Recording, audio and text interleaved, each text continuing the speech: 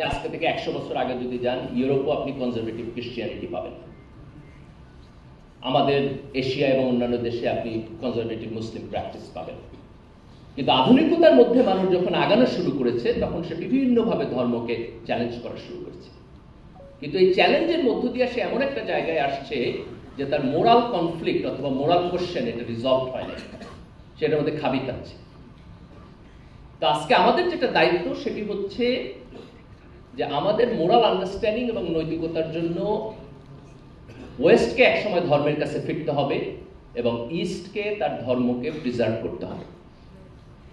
এই যে আজকের যে তরুণ প্রজন্ম, আজকে বাংলাদেশে আমরা জুলাইয়ের অভ্যুত্থানের মধ্য দিয়ে যেখানে দাঁড়িয়ে আছি, আমাদের ধর্ম, আমাদের ইসলাম যেন আমাদের মোরাল আন্ডারস্ট্যান্ডিং এর সোর্স হয়ে উঠে এবং থাকে। এটা আমাদেরকে দায়িত্বহীনভাবে বলতে হবে।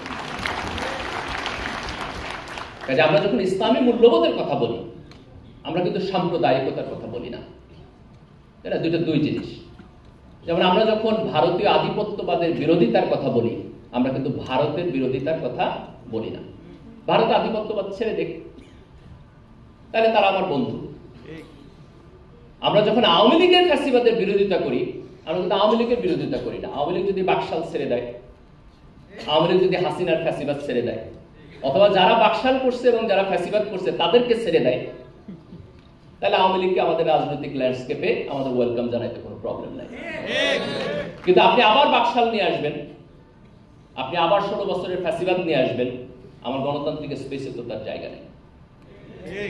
আজকে আমরা খুব স্পষ্টভাবে বলতে চাই যে আগামী দিনের বাংলাদেশ ইনশাআল্লাহ ইসলামী মূল্যবোধের বাংলাদেশ।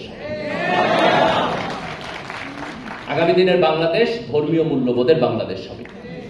আগামী দিনের বাংলাদেশ এই দেশের তরুণ প্রজন্মের বাংলাদেশ হবে। আগামী দিনের বাংলাদেশ আমাদের জাতীয় ঐক্যের বাংলাদেশ হবে। এই বাংলাদেশে পক্ষ বিপক্ষের বিভাজনের যে ফ্যাসিস্ট রাজনীতি, আমরা তাকে অতিক্রম করে এসেছি ইনশাআল্লাহ। আল্লাহ সুবহানাহু ওয়া তাআলা আমাদের তৌফিক দান করুক, যাতে করে আমরা এই গণ অভ্যুত্থানের যে চেতনা, যে স্পিরিট, তাকে ধারণ করতে পারি।